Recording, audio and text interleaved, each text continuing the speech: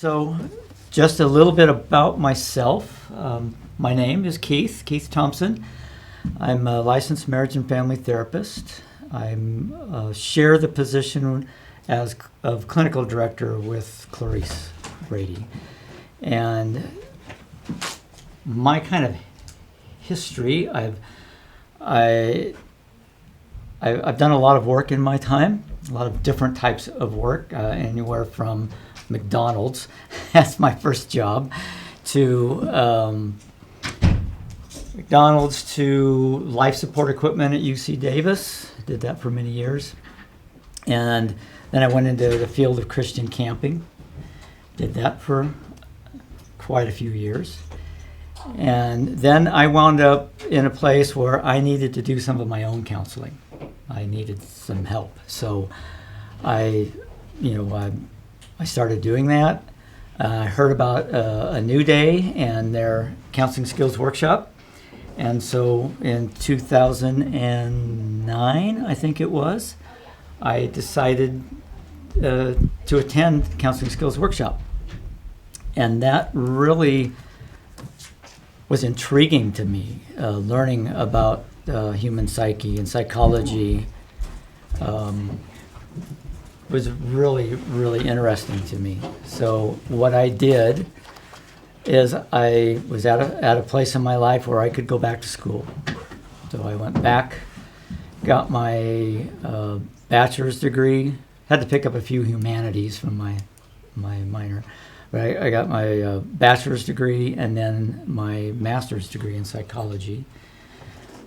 And at the same time, I was doing lay counseling here. So I was getting hands-on experience at the same time I was taking all these classes, which was great for me because I'm kind of a hands-on person.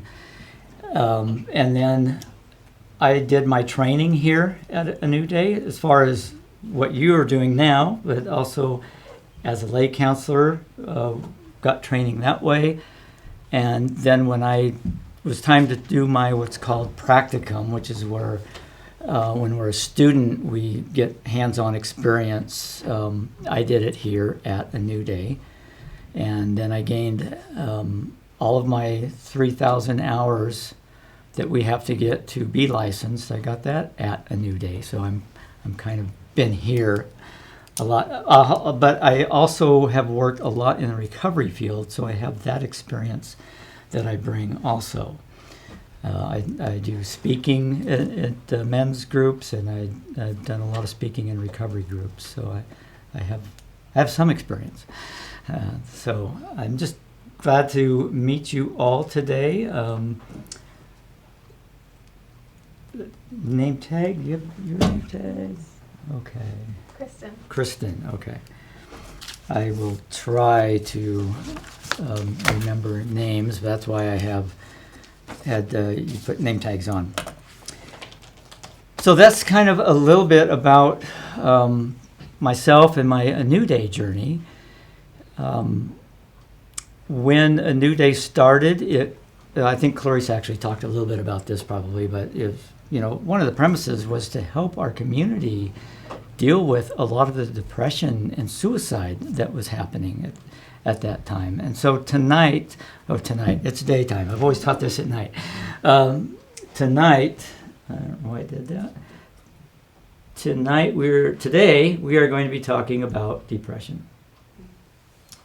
And so most of our time will be on depression, and about a third of our time will be about suicide. We'll be doing some hands-on work. You've already done some breakout groups. So we'll be doing that. We'll do one breakout group. I might be doing a little bit right here just to give you an idea of what a counseling session can be like. We'll have a break at a to be determined time. So let's kind of get going here.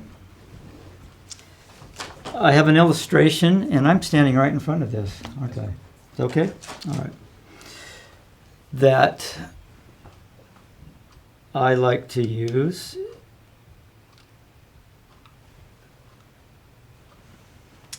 When it comes up. There we go. It's just that feeling of wanting to escape, grabbing a blanket, wrapping it around you, and just kind of sinking into a puddle with that blanket covering you. That is what depression can feel like. Also, some words that go with that is it's a series of disappointments broken only by dark spells of depression. How is that? Are you excited to be here this afternoon? We're going to talk about depression, and I'll give you some statistics in a little bit.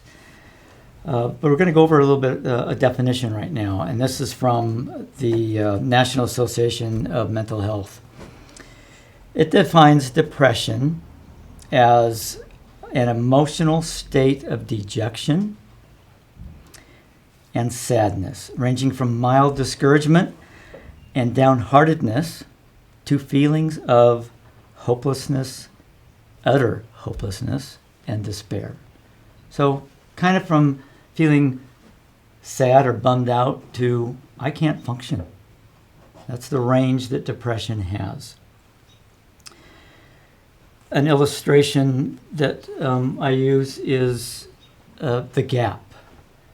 So when we deal with depression, we're actually looking at a gap, because if we look at the Garden of Eden, that's our ideal, isn't it?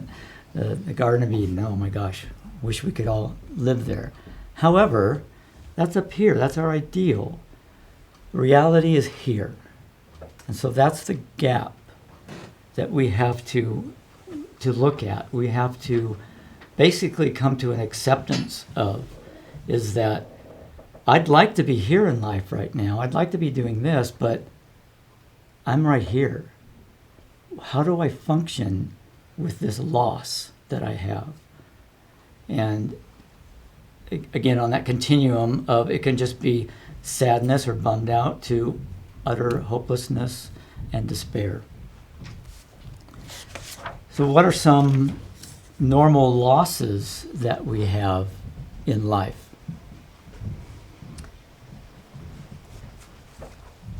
Normal losses occur in all areas of our life, so relationships, goals, so can't meet our goals, that's a loss. Tragic events, kind of self-explanatory there, usually it involves a loss. Health and productivity, we can experience losses in those areas. Physical beauty, physical health, we experience losses there. So those are some of the losses that we have. I don't know if I had that. And here's a myth about, well, we'll go with the bummed out, is that one of the biggest contributors to being bummed out is when I talk about that gap, it's just not recognizing it, not accepting it, not realizing that there is a difference from where I'd like to be to where I am. And the goal is acceptance of that gap. And that's not easily done, usually. We have to be aware of where we'd like to be and where we are, and actually, in a way, come to grips with that and find some way of acceptance in that. So there are some myths about depression. One, well, it's a result, you have a lack of faith in God. If you believed in God, you wouldn't be depressed. Woohoo. Or it's caused by self-pity. It's a factor, but it's not caused by self-pity. Another myth is depressed Christian. That's an oxymoron.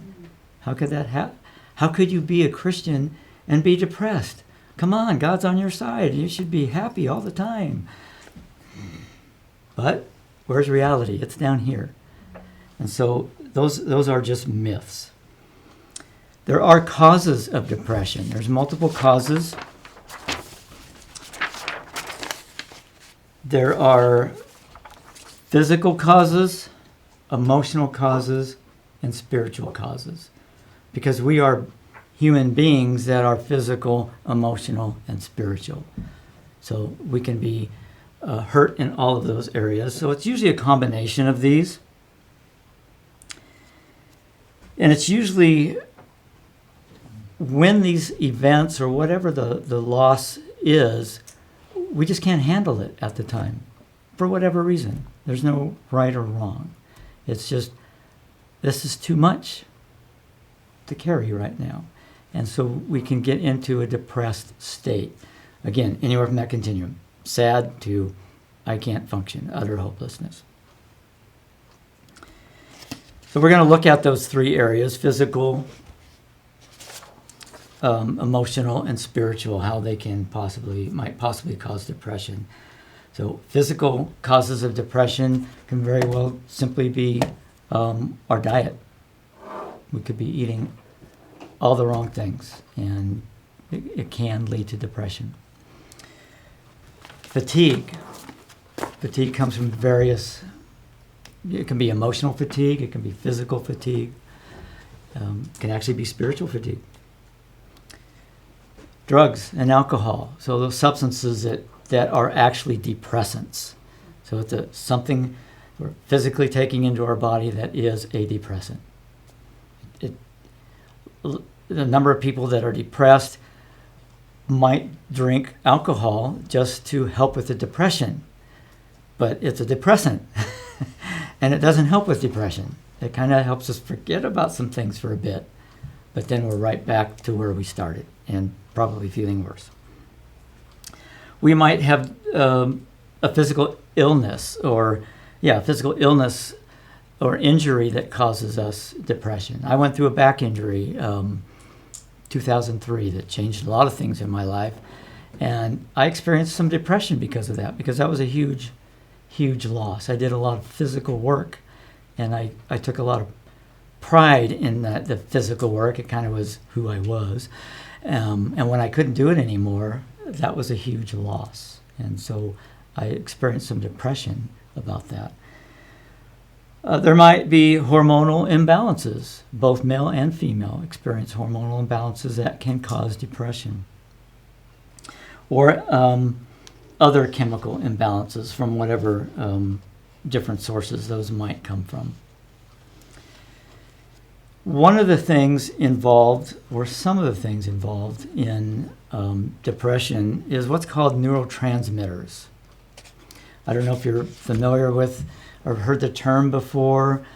You might, if any of you are familiar with antidepressants, the medications antidepressants, they're called SSRIs or NSRIs or can't remember the other one right now. But those are all of them involve neurotransmitters. These four here. We have many neurotransmitters, but these are the ones that we're interested in: serotonin, dopamine, norepinephrine, and oxidase. Oxidase. Those are neurotransmitters. So what a neurotransmitter does is it is part of our electrical connections inside our brain. And we have trillions of connections up here. So those neurotransmitters, it's a chemical way of how the wiring, if you want to look at it as wiring, how the wiring continues. It's not an actual physical connection, it's a chemical connection. So there's a gap in here, and it's depending on what chemicals are available, how that connection gets made or how that connection gets broken. That's what the neurotransmitters do. And I'm not getting into all the science of it. That would be a whole 2 hours in itself. So I just want to give you these names, and that they are medications, prescriptions, SSRIs, SNRIs, or MAOIs, that work, that help us get over some of our depression. We know they work in this area, in the neurotransmitters, but we just don't know exactly how they work. But they work. They don't work with everyone. And the good thing about it, there's a lot of antidepressants out there that, well, there's a lot. So you can try a lot. If this one works or doesn't work, you can change to another one. And so the client can get that type of information from you. If you're going to be a lay counselor, or you just want to learn more about helping others, this is something that you can tell them. You might have a family member that is on an antidepressant or just started on one, and they're going, this stuff doesn't work. Well, ask your prescriber to try another one. There's even some new ones out there that they're finding it are working really well too. So antidepressants are one way to help with a chemical imbalance that can cause depression. Some physical symptoms of depression then. Physical ailments. We just feel bad. Eating habits, sleeping habits. Our energy level is going to be down. Our sleeping habits may be extremely long or extremely short. Different for different people. Sexual interest is usually diminished. Our appearance might change, or we don't care about our appearance, and so that changes. There's a lot of different ways that depression can manifest itself physically. Let's look at some emotional causes of depression. Trauma. That's always a loss. That's something that has a high degree of I'll just say hurt has happened, and it affects us deeply. There might be false guilt or shame. So false guilt is just something that we might feel guilty for that we didn't really do, but we just feel it, or someone has told us that you should feel guilty about that. Or there's shame. Shame is the one that can take us into depression.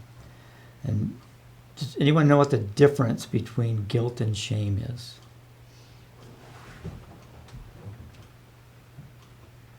Glad you asked. So guilt is, I did something wrong. Shame is, I am wrong. Guilt, I made a mistake. Shame, I am a mistake. So it develops into a core belief about ourselves. And that, when we operate out of that core belief, we can get into depression. It keeps us stuck. Anger, it can be a cause of depression or a symptom of depression. A lot of people don't associate anger and depression, but they're very, very commonly together. Other causes of depression, sin and guilt. We missed the mark here. That's a definition of sin. We've missed that mark that God has called us to, and I feel bad about it. I'm guilty, did that. And that can take us into depression. Some examples or symptoms of depression, emotional symptoms of depression. Again, sadness, hopelessness, helplessness, despair. So kind of putting some emotional words to it. Anxiety, that's an emotion. It's usually fear-based. Anxiety and depression are cousins. They're basically two sides of the same coin. They're so closely linked. Anxiety usually takes us into depression, or it can take us into depression, I should say. Other symptoms, emotional symptoms, loss of self-esteem or self-worth. Again, shame can play a role in that. Or a loss of perspective. We get so highly focused on one thing, and we can't see the bigger picture, so we've lost some perception. Emotional symptom can also be lack of ambition or loss of ambition. I just can't seem to get going anymore. I used to be able to get up and just bam, or someone gives me a project, I'm on it, but I just can't do it. Loss of pleasure is another one. Many people with depression just either can't experience pleasure, or their experiences of pleasure are just greatly diminished. They're, or either in quantity or in quality. So some spiritual causes of depression. Blocked relationship with God. For what? That can be for various reasons, but we've lost that connection, and that can take us into depression. Sin, which can block our relationship with God. If we let it. When we sin, when we miss the mark, God doesn't abandon us and wait until we get our act together, So it's our connection with Him that gets blocked. We just have a lack of knowledge of God and His principles, and what He's really, how He really loves us. We might have experienced spiritual abuse. I'll talk a little bit about that when I do one of these sessions on abuse. Part of it is spiritual abuse, so that can lead to depression, or spiritual attack, or no relationship with God whatsoever, or the God space, that hole that we have that's we filled it with something else, be it temporary or permanent. So when we experience all of these, the physical, the emotional, and the spiritual, and we're experiencing depression, it's tough. It's really hard. And if you haven't experienced depression, I have some cones right there, and Ellie and Doug, if you don't mind passing them out. This is just going to help you. I'm going to help you experience depression. We're going to get depressed here. Do we just need one each? Just need one.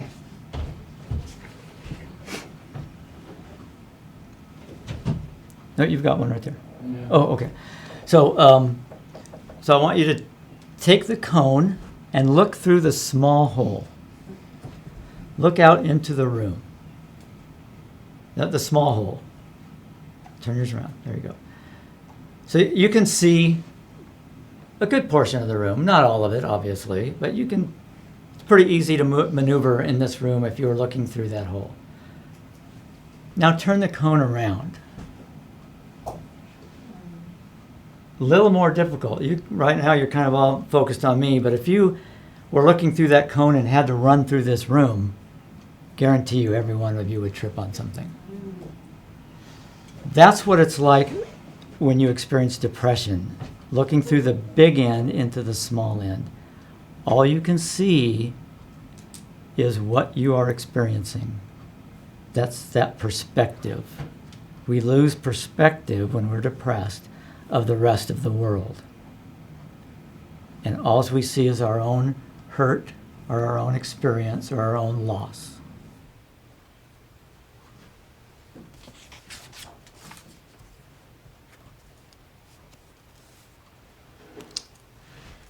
When I'll go to the next slide, how's that? When we counsel those that experience depression, or if you are here to just learn more to help your friends, family, community, we can all work with those that are depressed. So one of the best ways is to use your connecting skills. Now you've spent some time with Clarice in the last 2 sessions, what's the first thing we do when we? I'll just do it in the a lay counselor realm, but this is really with anyone. When someone comes to us and they want to share something, what's the first thing we need to do? Connect with them relationally. Active listening. Okay, Active. yeah. And that's how we connect with them relationally, is active listening. We need to listen. The second thing we need to do, and Clarice and I were just talking about this yesterday, about her including it earlier on, is that we need to validate those feelings. So I know you probably talked about validation, you talked about feelings, but we need to listen and we need to validate the feelings. We can't validate feelings if we haven't listened, because we don't know what those feelings are. So the 2 things to mainly get out of most of these sessions is to listen and validate the feelings. Now, validating the feelings is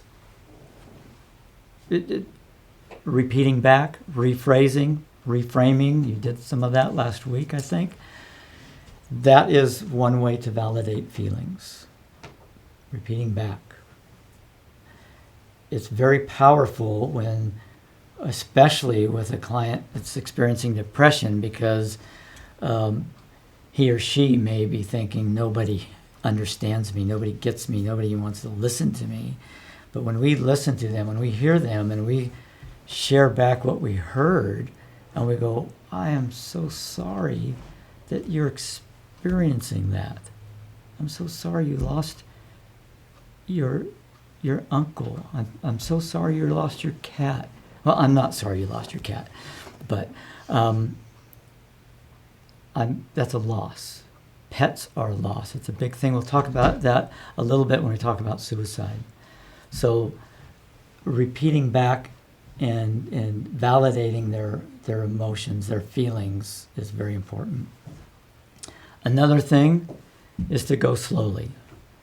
Don't just jump in and try to fix them, because we don't fix. That's a big thing here. We don't fix. I'm a big fixer. I had this, a lot of my careers were repairing things, troubleshooting equipment and making sure it worked. But when it got to that point in my life when I needed counseling, I could fix everything else, but I couldn't fix me. It took someone else to listen to me and to validate my feelings once I found out I had feelings. Wow, that was a novel idea. Then their connection gets made. And so we just go slowly with all of that. We don't need to jump in and fix everyone right now. Be aware of your own feelings. So when we're in the counseling room and someone comes in and has a lot of feelings, we have to be aware of our own feelings. Like, oh my gosh, this is too much, I can't take this. We kind of need to, I'm here for you. That's my whole purpose, is to be there for the client or for your friend or family member. Also, let the client set the tone of the session. So when a client comes in and they say, oh, I'm really depressed, or we have a heads up on an intake sheet that they're experiencing depression, we don't just jump right in. So tell me about the depression. Let's get this taken care of. Let them set the tone of depression, of the session. Oftentimes, they might not even mention depression the first session. Or if they do, it's usually at the very end. And sometimes it's called what we call the doorknob moment, where session's has ended and they're walking out the door, they grab the doorknob. Oh, by the way, that happens pretty frequently, actually. So we want to, let them set the tone, kind of just take one step at a time, and set doable goals.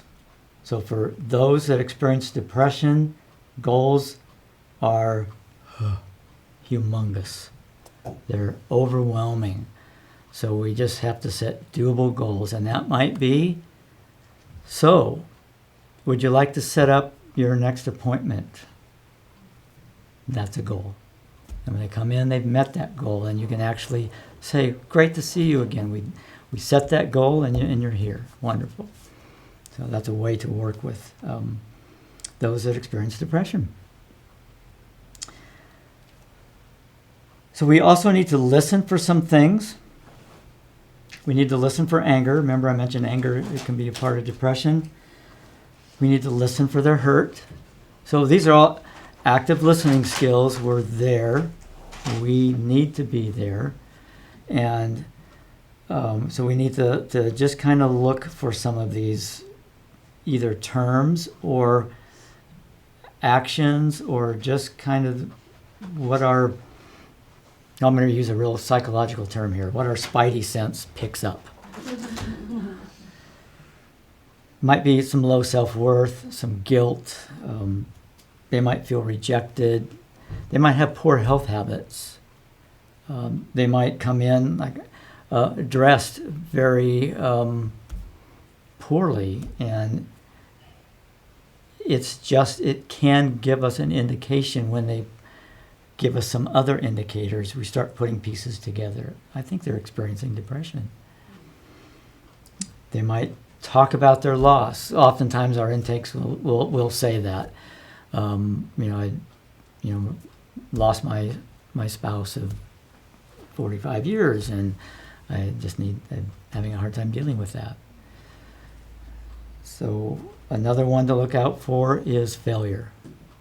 When a client starts talking about their failures, I'm just no good at this. I failed at this. I tried this job, it didn't work. I tried this relationship, it didn't work. I'm just a failure. So what they're doing, they're looking through the big end of that cone, and all they're seeing is their hurt. It's big to them, but it can be overcome.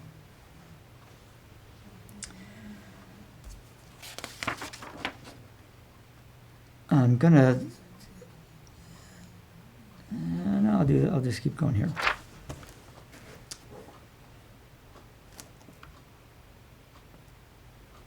We did that. I keep forgetting to keep going with the slides. Another thing we want to listen for is lack of healthy boundaries, or lack of healthy connections. So, is this person? Do they have any kind of support system? Do they have friends? Do they have family? Do they have pets?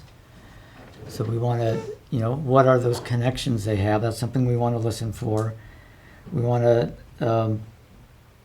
They might be experiencing some poor boundaries, so they're letting others into their life in a way that's affecting them too deeply, and it's kind of taking them down. They might be out of touch with reality. I have distorted thinking here. I think it is on this slide because that's my slide. They might have distorted thinking, which is really irrational thinking. Like, I'll never succeed. That's distorted thinking. Nobody likes me. That's distorted thinking. Could have an inferiority complex. So these are just things we listen for.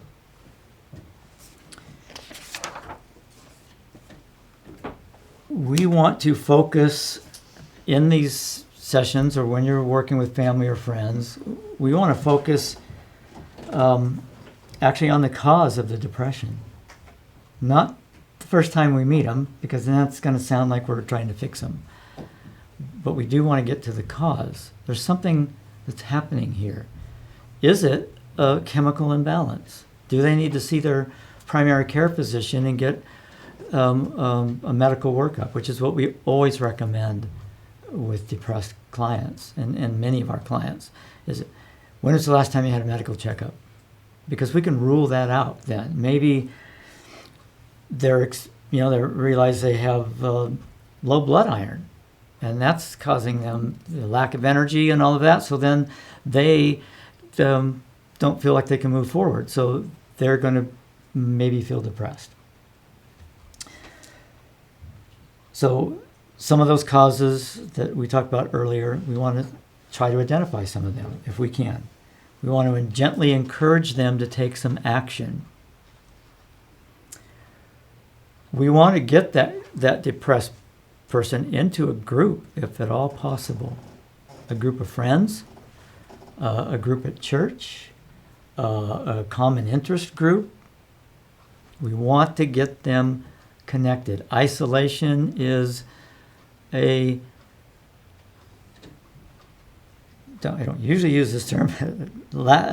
Isolation is a killer when you're depressed. Again, refer to a medical doctor.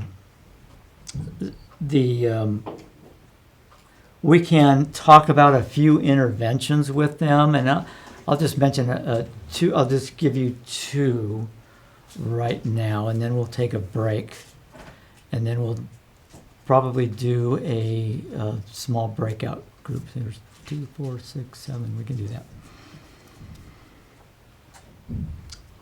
So here's a very simple intervention. Again, you want to make sure that your client is healthy. So have they had a recent medical checkup? But this can work with mild depression. Is that it's a hot and cold shower. It's take your normal shower, warm, let's say. I'm assuming most people take warm showers. At the end of your shower, turn it up to very warm, where it's tolerable. It's almost hot. A minute or so like that, and then turn it down to as cold as you can bear, which for me is not very cold. But turn it down as cold as you can bear. Again, 30 seconds or a minute. There's going to be a jolt there. Turn it back up to hot. A minute. Turn it back down to cold. 30 seconds, and then you're done. You'll feel better. It can almost be magical sometimes. It's not a cure-all, and it doesn't work for everyone, but that's a very simple one to try. It's actually one that is recommended from a psychiatrist that I respect their work a lot. Yes? Can I ask a question? How does that work? I don't know exactly. Okay. But there's another one that people actually do cold water or ice water in a basin and just stick their face in it and pull out. And they do that a couple of times. Or they'll do that with if you're claustrophobic or you're afraid of drowning or something, you can do that with a wet wash rag, ice water, put it on your face, pull it off, get it cold again, do it again. And it's something with maybe the autonomic nervous system or the polyvagal system. It gets a lot of us. It gets a lot of our body involved. The other one that is very effective, I use it with many clients in many different areas that I'm working with them in. I call it the 5 senses, and it's really a grounding technique. So what a grounding technique is designed to do is to kind of get you out of the perceived present and get you into the real world. So to ground you in reality. So it goes like this, and I don't have it on notes, but maybe I'll bring that next time because I have a sheet on it. So we're going to use not all 5 senses, but most of our senses, and we're going to do what I call a regression. We're going to talk about 5 things, then 4 things, then 3 things, then 2 things, and then 1 thing. And this is how it goes. So when we're working with someone, we say, I would like you to number and name 5 objects in this room. So if I were to do that, 1 green cone, 2 camera, 3 bookshelf, 4 painting, 5 couch. And kind of about that speed. The next one is 4 colors. Number and name 4 colors. Now the reason we have them number and verbally name them is it slows them down. So 4 colors. 1 red, 2 purple, lavender, whatever you want to call it. 3 tan, 4 silver. The next one you want to do is 3 textures. So now we're using touch more than sight. 3 textures that are within your reach. Reach out, touch them, and tell me what they feel like. So for you, you could touch the table. It probably feels pebbly. Or your paper might feel smooth. Or your clothing might feel rough or soft. So we just use touch. Now there's going to be 2 sounds. Number and name 2 sounds that you hear. It's really quiet in here right now. If the AC was on or the heating was on, that would be a sound. Creaking of a chair would be a sound. If whatever noises, car driving by, that would be a sound. And then the last one is 1 smell. So it just might be the smell of carpet, or the smell of the heater coming on, or if we're outside, it'd be this, or the window was open, the smell of pine trees. Hopefully you're not allergic and it wouldn't cause you to sneeze. But that's it's called the 5. I call it the 5 senses, and it's very effective when a person is experiencing a lot of stuff. They might even come into the room, oh man, I just barely made it here, and okay, just sit down, it's okay, just take a breath. Let's do those 5 senses we talked about. Every time. Totally forgot about what they walked in the room with, and they're present. And then we can do work. So that is, those are 2 easy ways to work with depressed clients, or the 5 senses, any client really, but the hot and cold really works for depression, mild depression. So what I'm going to do is we'll take just a quick break, 5-minute break or so. Then we'll come back in. I'll give you a vignette, and I'll explain that when we come back in. Okay? See you in 5.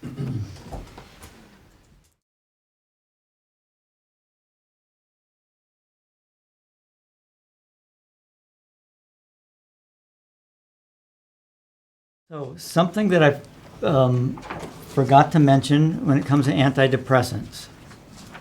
I did mention that they don't work for everyone, that there are many out there, so try a different one. 2 things about antidepressants. Most of the time, they need time to work. So it's not like taking Advil, and in an hour you might not feel as much pain. The antidepressants can take weeks, up to 6 weeks is usually ballpark figure for that. So if a client is taking, or a friend or family is taking antidepressants and say these don't work, give it some time. Give it some time. So actually there's 3 things that I forgot to mention. If a person has been on antidepressants for any length of time, be it 2 weeks or more, and they decide, I don't want to do it anymore, bad idea to just stop. So you want to, if you have the ability to speak into their lives and say that, as a lay counselor, by all means do that, because that can be dangerous. they need to wean off. So they need to see their primary care. Don't get involved in a wean off process with them. Just say you need to see your primary care before you stop this. A lot of people experience what similar term that clients use are brain zingers. Man, I get these brain zingers, and they'll last for months. So you can't just stop them. The other thing with antidepressants is it doesn't mean that the person's going to be on them forever. Sometimes that is the case. They're on them for a long period of time. Oftentimes, it's just to get over the hump. It gives me an antidepressant can give you enough capacity to do the work that's needed, in counseling or whatever, and then might not even need them anymore. That could be 6 months, and that's it. So those are 3 things that I forgot to mention. Very important.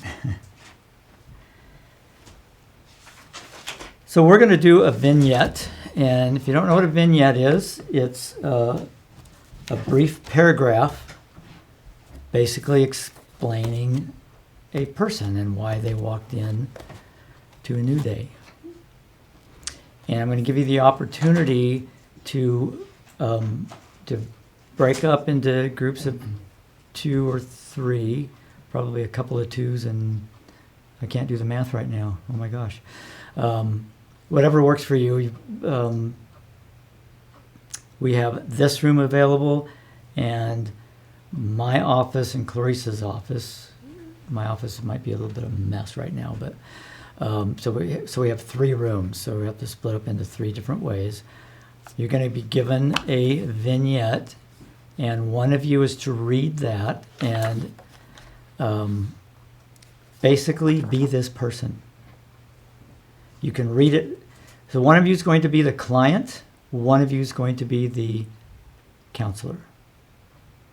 So as a counselor, what are the first things we do? Listen. Pardon me? Rapport. Yeah, we build rapport, but listen. That's the main thing. Validate the feelings. So if you are going to be the client, and if we have time, might swap. I'll be in the rooms kind of looking. If you're going to be the client, just kind of take this and read it through first, and then try to be that person. Or if you're uncomfortable doing that, just read it. Read it to your counselor. And then the counselor, what I want the counselor to do is to practice some of the things that you've already learned. So listen, validate feelings, reframe, restate, all of those. Go slow, don't fix. Just really be present. This is usually where I'll bring 2 chairs up here and we'll just have a little mini session. But I'll just try it this way. If I'm the therapist and I have a client in front of me and they come in with one of these, and let's just say they come in and they tell me their story. And so whatever it is, I don't have to give the story. I want to be there listening. I'm going to be just like this. So I'll just kind of focus on you, Doug. Is that okay? Yeah. Okay. It gives me something to focus on. So I can just say, okay, I hear you. I'm so sorry you experienced that. But I want to lean in a little bit. If the client is comfortable, we do take the client's lead. So if we lean in a little bit and they kind of go like that, we want to just keep that distance. Oftentimes I find that kind of leaning in, and I'm not saying get right in their face, I'm just saying just a slight lean. That tells me, if someone does that to me, that tells me they're interested. And so we just want to say, Doug, thank you for coming in today. That was a brave thing to do, to come in with what you've experienced. And again, I'm so sorry that you have experienced that. could you help me understand a little more about what that's been like for you? You said it's been, 6 months, and so can you kind of help me what that journey's been like for you? And so it's just a gentle touch. Let them, they might not want to go there, and if they don't, that's okay. You want to build that rapport, like Doug mentioned. You do want to build that rapport so that you can have that connection. So that's what you're going to be doing in your rooms. And we'll take, I still have 2 hours left. Oh, good. No, I don't. We will take about 10 minutes, and I'll see where you are, and I can gauge the rest of my talk from that.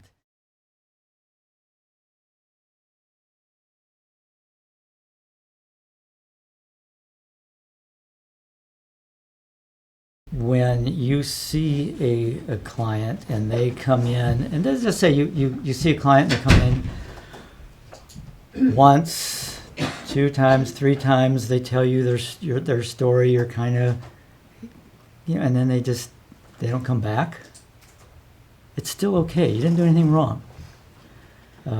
Most likely you did absolutely nothing wrong. I can guarantee it. But what you've done for that client is you've given them that step.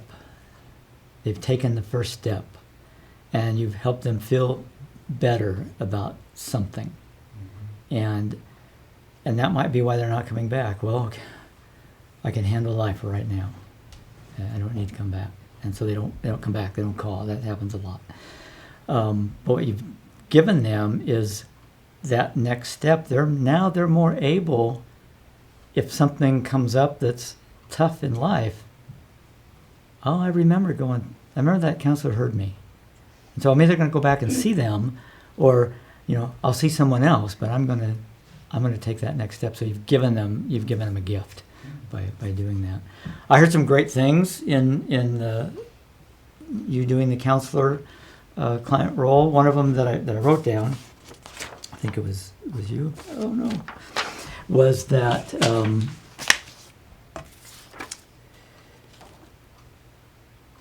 it's a great question. See, I learned stuff in this. I think you had asked the question. So today, what's one thing that stands out for you?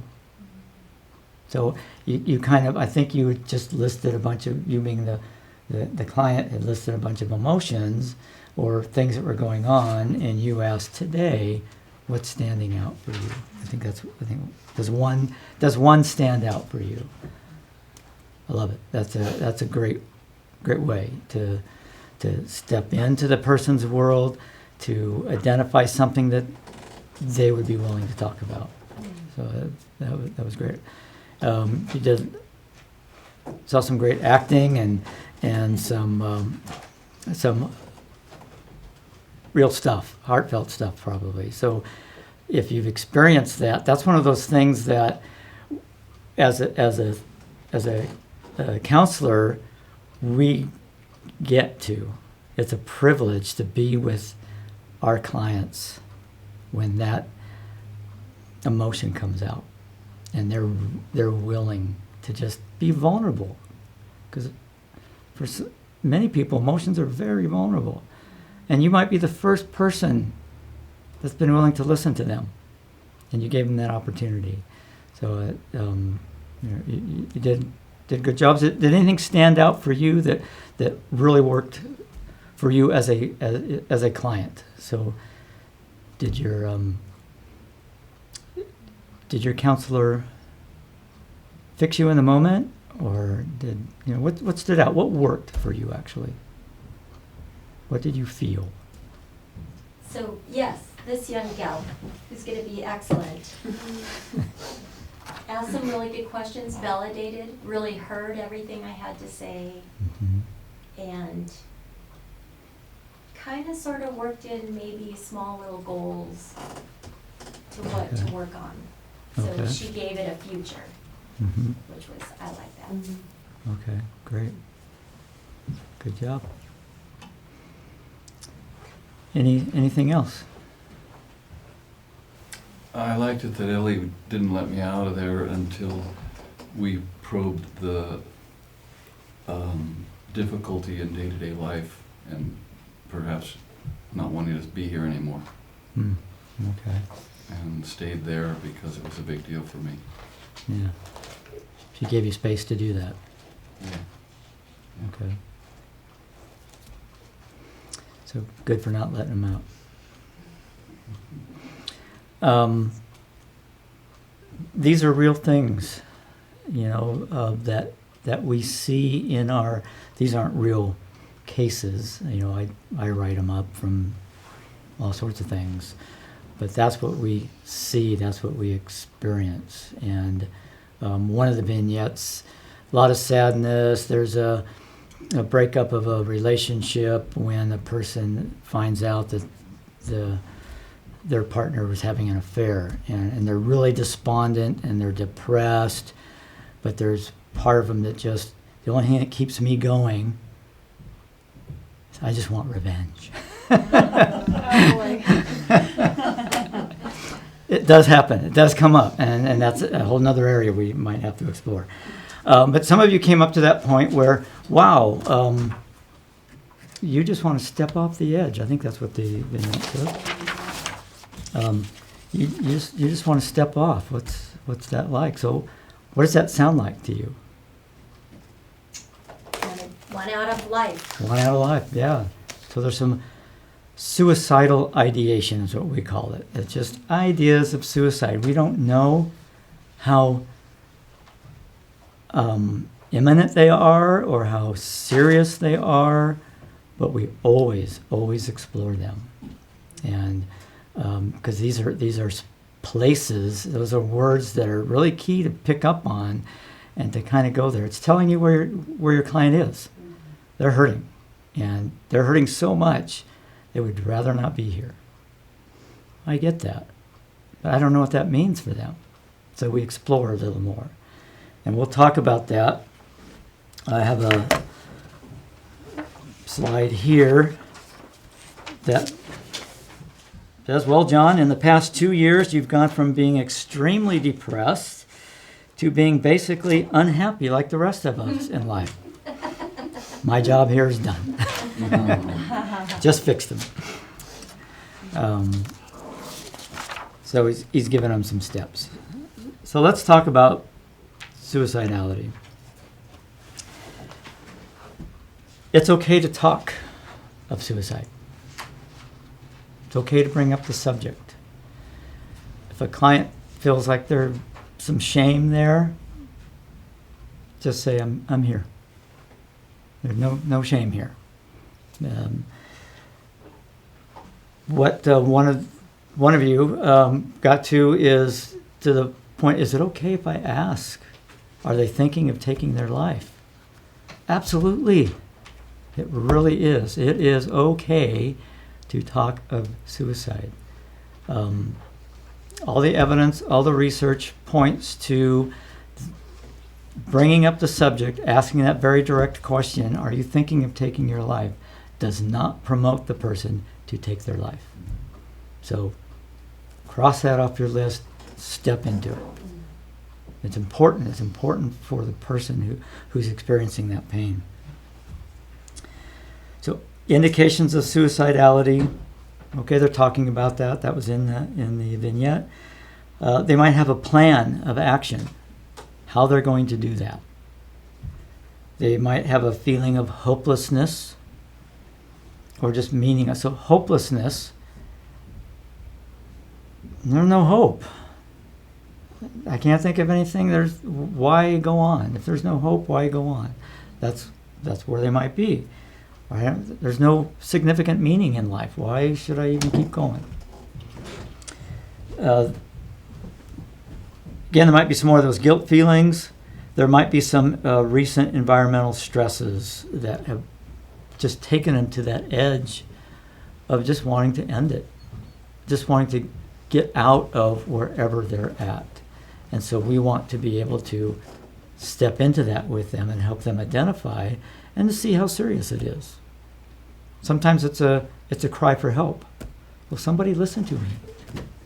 And we're here. In more indications is there's a inability to cope with the stress that's going on in life. There might be excessive concern about their physical illness. So say they're experiencing, cancer, and there's just a lot of unknowns for them. Pretty overwhelming. And so that might be where they go. I watched so-and-so go through this, and I don't want to do it. I don't know what the future holds. None of us know what the future holds.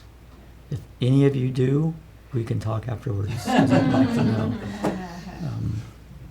There might be a preoccupation with insomnia. I can't sleep. These are just common things that a depressed person that's thinking of suicidality might bring up.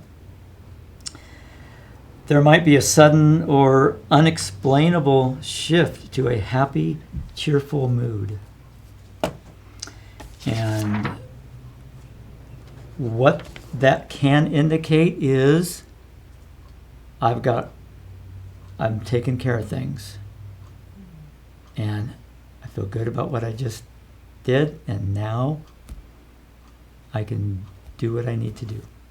I can take my life. I've taken care of all the loose ends. Or met these little goals I wanted to do, and so that's, if a person is mentioned suicide or very depressed and all of a sudden they're very happy, talk about it. Wow, you're really happy today. Tell me more. What's going on? It could be totally unrelated to suicidality, or it could take them into a conversation about it. My experience, there's a likelihood that they won't, but we can always ask. They might have put everything together, and if you ask, they might go, well, it's because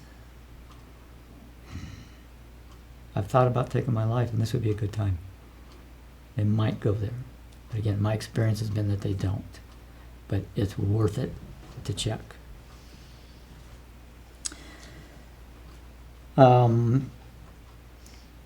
Good indications of suicidality, especially that it's real, is that they know what means are effective. So, I don't want to quote statistics, so I won't. So I won't mention the statistical part of it, but I will say that men are more successful in suicide than women are. And there's a reason for that. Does anyone know what that might be? They know how to use a gun. Yeah. They have access to a gun. It's one of the most lethal, quick methods. And unfortunately, it isn't always lethal, and it isn't always quick. That's the other aspect. If there is a history of prior suicide attempts, okay, this is serious. So, have you thought of taking your life? Yeah, I have. It's come across my mind before. Well, what was that like, or when was that? And they say, oh yeah, when I broke up with my girlfriend, I couldn't take it, man. I just wanted to go end it all, but I was just thinking of it. Or it could be, I have thought about it. I actually tried it. 6 years ago I tried it. And, I took all those pills. Man, I felt bad the next day, but here I am. So that's a prior attempt. And we know that a prior attempt is a good indication, a very good indication that they might try again. So we really want to follow it up. And if there is that, if that is the case, then we have to take some steps into that, and I'll get into that later in this half. Other indications, beginning to put their affairs in order for no apparent reason. Yeah, I took care of this, I did that. Kind of what I talked about earlier, and taking care of all the loose ends. Maybe they're paying a lot of attention to wills and insurance policies and all those legal documents that might, kind of focus on death. Good indication that they're thinking about it. They might start cutting themselves off from friends and loved ones.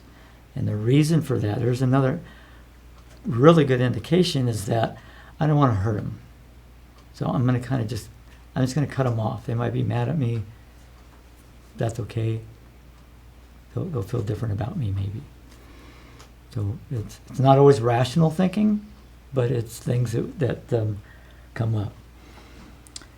Don't be afraid. I already mentioned that. Don't be afraid to openly talk about suicide. We don't want to be ambiguous here. We really want to be direct. So we don't want to beat around the bush or kind of hoping they'll say something about it. When we have these indications, or with any depressed client, we want to ask about suicide. Now, a good way to do that is, a way that I find that's really helpful is, when they come and they tell you everything that they're going through, you just kind of go, wow, that is a lot. And, oftentimes people that go through what you're going through and things like that, they think about taking their life because it's so hard. Have you thought about that? It's a very organic way to bring up the subject, and it's direct.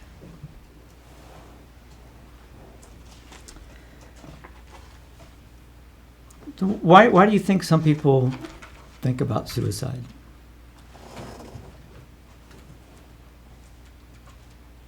They can't escape their pain.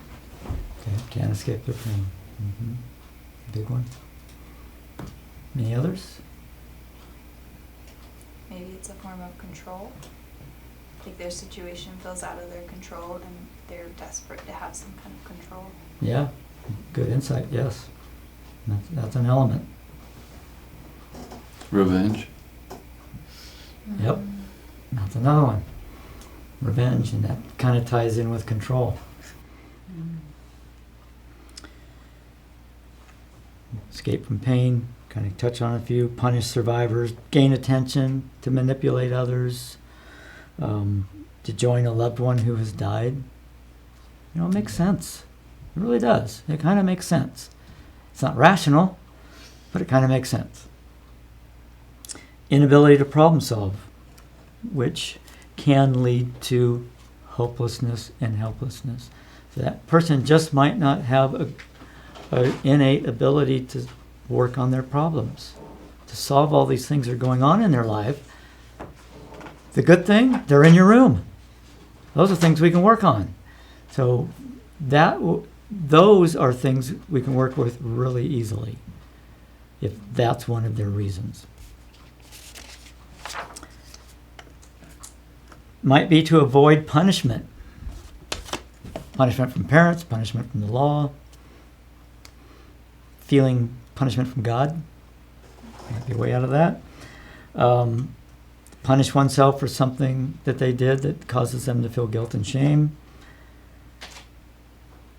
Here's one that we see is they don't want their loved ones to go through their decline or their pain or their suffering from whatever they're causing to be a burden on others.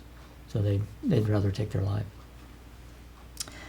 To avoid the suffering of some dreaded disease, to seek martyrdom, that happens.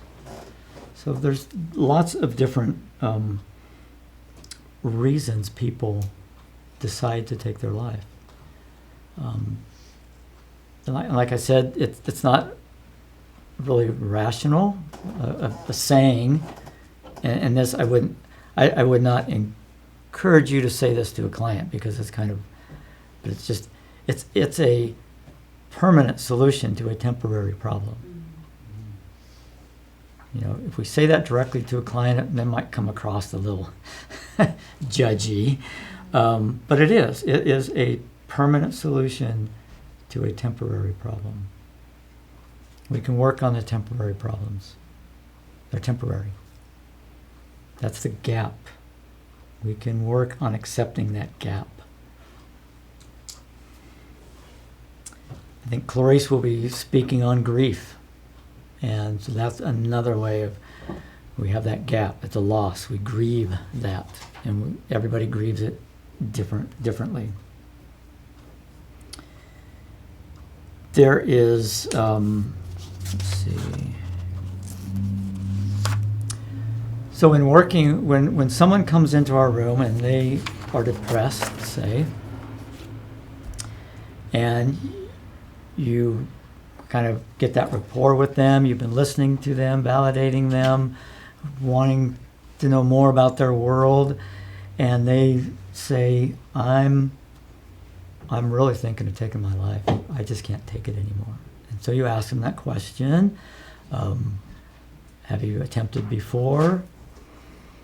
They might say no. But you want to ask them, do you have a plan? So that's a big question. Do you have a plan? Yeah, I would.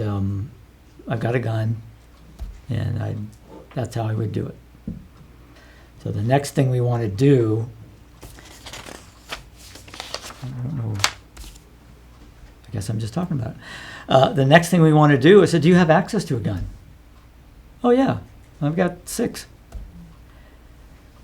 Do you have someone that lives with you? Oh yeah, my wife. Would it be okay if you asked her or give me permission to ask her to, would you be willing, that's the best way, would you be willing to give her the keys to the safe or the combination and change the combination to the safe? Or would you be willing for those guns to be removed from the house? If they say, that's probably a good idea, oh, wonderful. We can help there. If they say, no, those are my guns, now we got to take it kind of to the next level. So you plan on taking your life and you use guns. Do you think you'd do that really soon? Because you've talked about all this pain you're in. You have a time frame. Well, I thought about, I'd come here, I'd kind of spill my guts, and tonight might be the night. So now we have a person that is suicidal ideation, suicide plans, has the means, and now it's imminent. It's going to happen. We have to look at it that way. This is going to happen. So now we have a suicidality protocol here at A New Day, where we walk you through a lot of these steps. And so if that is the case, and this person is imminent, and he will not relinquish his firearms, we can ask him,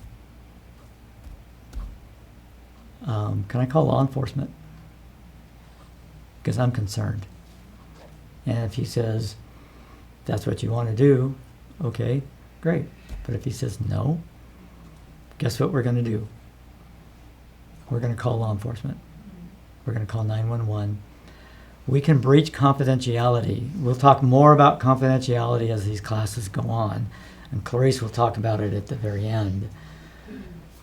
Our client's confidentiality is paramount here at A New Day and in any counseling field. We do not want to breach that confidentiality.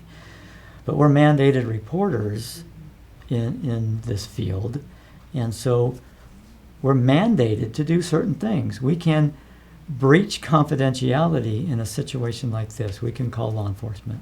Say, I have this person has firearms, he's going to take his life, he said he's going to do it tonight, this is his address. And you've done your due diligence, and hopefully that works. So I've had to do that before. I've had some really close calls. I've had a suicidal, homicidal client. I've been on the phone with a client and with sheriffs at the same time. And just when those work out, it's wonderful. Wow. Got some help. It was scary for everybody, but they got the help they needed. Sheriffs went out, took the guns, 5150'd them, wound up in a facility for, I can't remember what it was, client I'm thinking of. I think it was 3 weeks. Worked great. So that's awesome. If a client will do it themselves, that's great also. So I don't want to. I've dealt with a number of suicidal clients, and so it happens. It's scary. I'll be right up front with you. It's scary when you're there in the moment, but you get through it, and the successes are wonderful. They're just, they're great. I've had a client where they had access to the means they were going to do it, and I asked them if they would self-admit to the hospital. And he came in with his girlfriend, because his girlfriend was kind of pushing him because he needed this help. I said, would you be willing to self-admit to the hospital? Okay. So they did. I asked to call me back. They didn't call me back, so I was kind of, did they really make it there? I don't know. But I got a call. It was maybe 4 weeks later. The girlfriend called me up and said, we went to the hospital and they admitted him, and then they admitted him to another facility, and he just told me that was the best thing that could have happened to him. So those are, kind of get you thinking about it, because it's really, we get to help people in those spots. They come to us because they're hurting, and we can help them. So that's one of our roles here. Primary roles, yes. I have a question. You said they 5150'd him. What does that mean? Oh, that's a 24-hour hold, so they can. Psychiatric. Oh, okay. At the the hospital. Yes, Okay. yeah. I'm sorry. Yeah, I know what I'm talking about. Van Halen fans know what you're talking about. So the difference I know what he's between talking the about. question to self-admit and calling the police was the means and the imminence of that situation versus this person seems very serious, but it might not be imminent right Might now not be today. imminent. Yeah. So we have a suicidality protocol. I gave it to you. You have a copy. It's got yellow highlighting on it. I won't go through it word for word, but I do want to cover some things.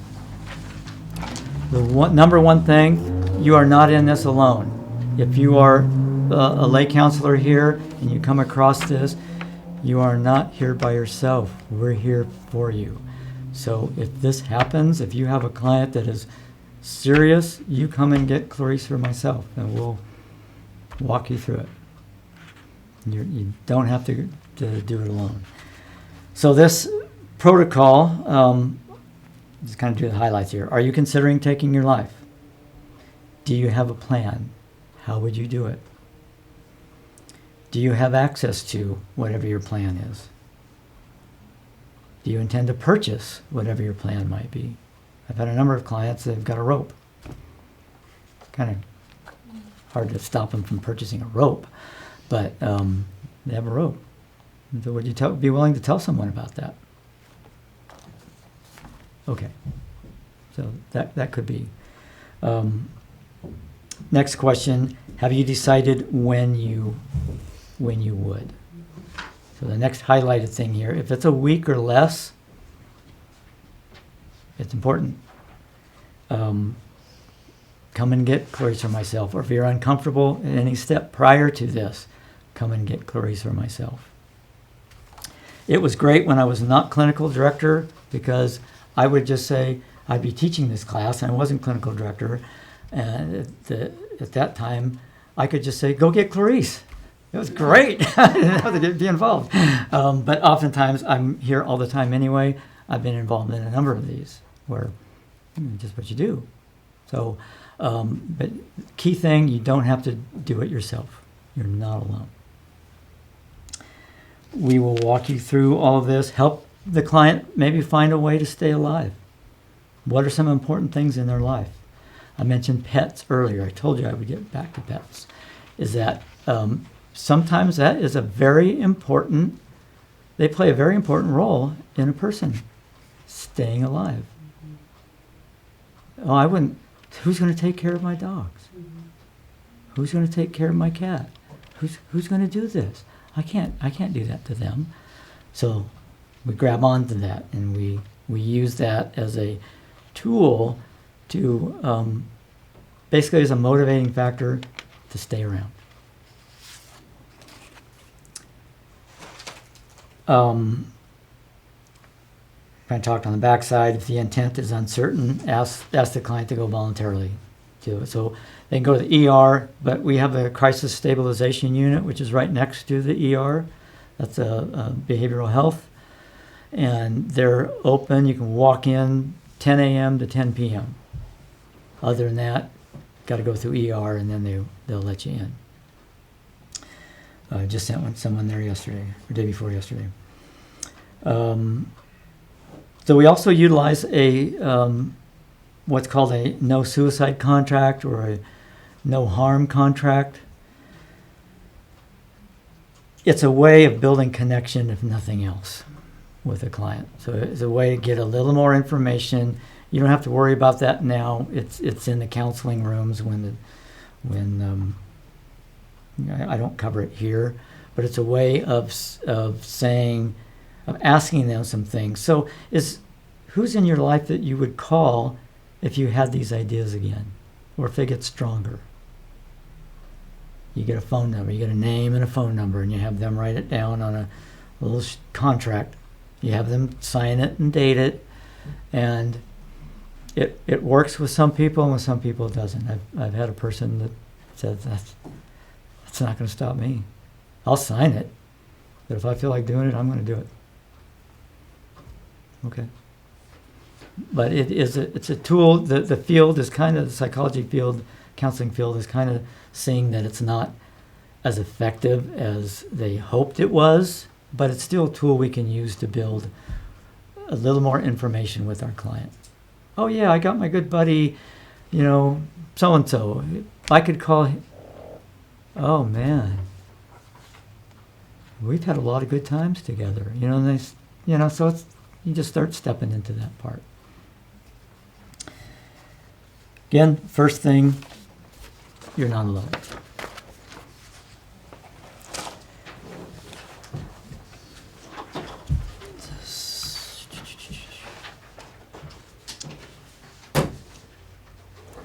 If they won't sign, ask for a verbal contract. You can do that. Just do it verbally. You're taking notes. If you're a lay counselor here, all of this goes in your notes. Ask the client this. He declined this. She declined this. She said she would voluntarily go. You write all of that down. Encourage them to keep their daily routine. We don't want any isolation. Want them to get out of the house. I was working with a woman who was depressed, suicidal, and when she started talking about the suicide part, I knew she had 2 dogs, and I said, "Who'll take care of your dogs?" She goes, "Oh, I never thought about that." Well, so and so would. But I come to find out she wasn't taking her depression meds at that point. So I asked her, "Are you still on such and such?" And she goes, I just never get around to taking them. Okay, you have 2 dogs. Mm-hmm. You feed them every day? Oh yeah, of course. Take your depression meds, put them right next to the dog food. And that's what she did. And then she would take her dogs out for a walk. I said, "Get outside. Even though it's cold and rainy, try to go 50 yards, whatever you can do." And She actually called me back. She moved out of the area, called me back about 6 months after that, and said, just thank you for that. Thank you for being there. She's doing great. I love getting calls like that. So, don't always get them. Don't always know. And encourage them to get family, social support. Again, isolation is a killer. Not good.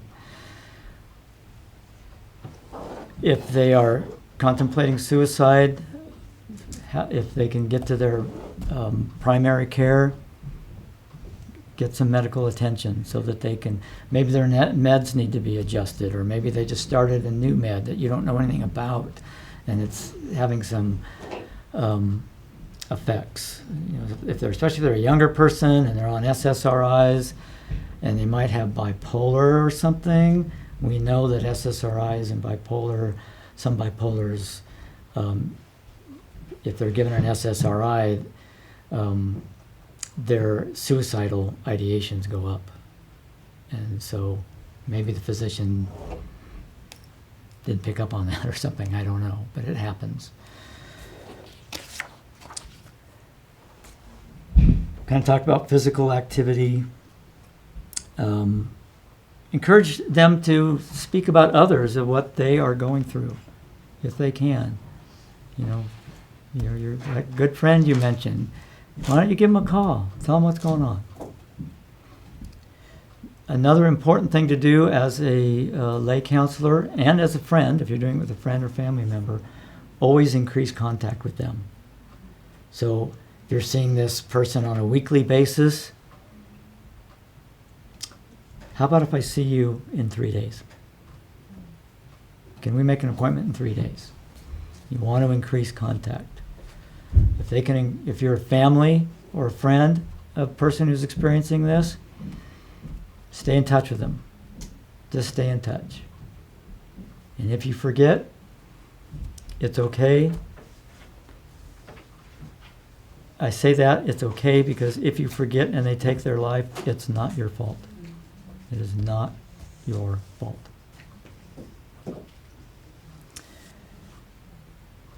Always consult with, another big thing, which you can tell your client, this will end. You'll get through this. Those are actually encouraging words. At first, when I started thinking about this and saying that, I kind of thought I was just being the cheerleader, no, you'll do this. But it's true. You will get through this. This will end. We don't know when it'll end. It could end in 2 weeks. It could end in 2 years. But it will end. You will get through this. I had a client that experiencing depression, and I had a great rapport with him, so he could actually speak to me sometimes. I was just telling him, where he's at, how he's doing, and this and that, and he just looked at me. He said, "I kind of just want you to tell me it'll be all right. I'll figure it out." Well, you know what? I have confidence in you. You will figure this out. And I had enough rapport that he knew I meant it. I wasn't just saying it to say it. So, we can be direct. It's okay. So anyone that has suicidal ideation, again, you're not in this alone. Consult with, bless you, a supervisor. Because we need to know that you're dealing with this type of client, or a client that's in this spot. We really need to know that. It's okay to, if you're a lay counselor, it's okay to excuse yourself from the room. How else are we going to know that this is going on? Can you excuse me for a moment? I'm just going to get my supervisor. Or you don't even have to say that. I'll be right back in 1 minute. That way they know they're not going to be abandoned. That might be something they have dealt with in their life. I'll be back in 1 minute. And all you got to do is find where Clarice or I are, or go to the admin person and say, I have a suicidal client. I need help now from Keith or Clarice. And if by some chance we are not available, which is pretty rare, there are other therapists that can help, that have gone through some of this. So you're not alone in all of this. So when we work with those that experience depression, we want to get in their world. We want them to know that we really care. I want that client to know that I'm here for you. I'll stick it out. I'll work as hard as you do at this, no matter what I'm working with a client. I want them to know that. If they're suicidal, now this is my personal thing because I can do this. I'm a licensed therapist. Your lay counselors, or you would be lay counselors, we don't give out phone numbers. You wouldn't give your phone number out to a client. So you give them, hotlines. We have crisis hotlines on our no harm contract. And so they would have those numbers, but I personally just say, my phone is right here on my bed. And I will have it, it's available. Feel free to call me. I don't care what time it is. 1:30, 2:30, 3:34. Give me a call. I don't care. I want them to know I'm there. Again, that's what I do as a licensed therapist. I would not encourage you as lay counselors to do that. But sometimes, depending on the client, you might ask Clarice or myself, this is going on, and we've talked about this in supervision, and kind of the relationship here. Would it be all right if I gave them my number? We'd hem and haw and say, okay, with this client, okay. But don't give it out to any other clients without our permission, because we want you to feel safe. We don't want a client interrupting family life, or sometimes they call you once, they might call you 10 times and then 20 times, and we just don't want you to experience that. So again, just getting into their world, being there for them. So what's the first thing we do? Actively listen. Very good. Validate feelings. Actively listen, validate those feelings. They're real no matter what they are. And even if we've had a similar experience and we think we get it, we may not. Our experience is not their experience. Or a better way to say that, their experience is not my experience. So if I've been through this issue or that issue or that issue, oh, yeah, I know what you're dealing with. No, I don't. I know a little bit. So, and another thing we don't usually do, especially as lay counselors, is reveal a lot about ourselves. We can say some things. I mean, that can be, as long as they're used therapeutically. Like, yeah, I've had a family member that took their life, or I've had, depression. I've experienced depression, but I don't know what it's like for you. So help me understand. You'll probably hear me say that phrase a lot. Help me understand. That I learned that from a very seasoned therapist, Bonnie, who brought in an article working with vets. And the premise of the article was a combat vet was talking about their experience, and the therapist said, oh, I couldn't imagine. And the vet, they interviewed the vet. This is the vet actually writing the article, if I remember right. The vet said, I wish you didn't say that. Because that just told me, you'll never get it. You can't even imagine it. I wish they had told me, help me understand. So when that seasoned therapist told me that, related that story and showed me the article, I like those words. So I use them a lot. Help me understand. Are there any questions? Okay. So this ends today's session on depression and suicide. Next week, I can't remember what I'm talking about next week. Child abuse. Pardon me? Child abuse. Child abuse next week? Oh boy. Good. Yeah. Okay. Good times.